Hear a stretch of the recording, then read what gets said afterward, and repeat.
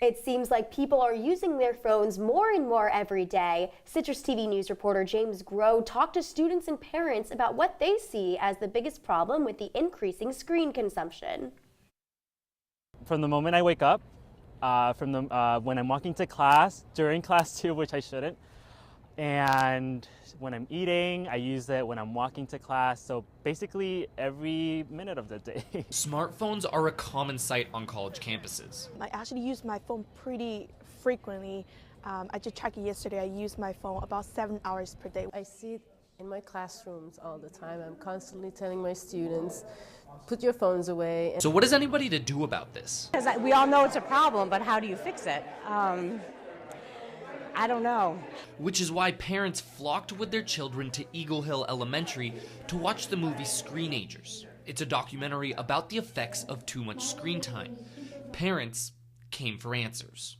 This is something that none of us know what the right answer is because of our generation. But just because the younger generation seems to use phones, laptops, and tablets more than their adult counterparts, that doesn't mean that adults aren't guilty of overconsumption either. And we've all been that person or know someone who's been walking with their head down, looking at their phone until all of a sudden they run into something. Sometimes technology is just the best way to distract a child. Supposed to get ready and at the same time feed them. So what do? I put a movie on, put food in front of them, and I went and got ready. So does that mean parents aren't enabling their children? That's not a simple question to answer. We were very limiting for screen time, but as they get older, that's very difficult to do. And it's not a case of ignorance is bliss either. Millennials know it's a problem. I think it's a coping mechanism. And they understand it's a distraction. And one of the ways of me avoiding using social media is that I sometimes delete the apps when it comes to midterm and final season.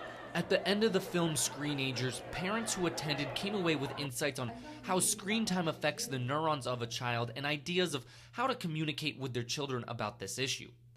The question remains, though, what is going to happen in the long run? And that's a question no one seems to have an answer to yet. James Groh, Citrus TV. You can learn more about screen usage statistics by going to our website.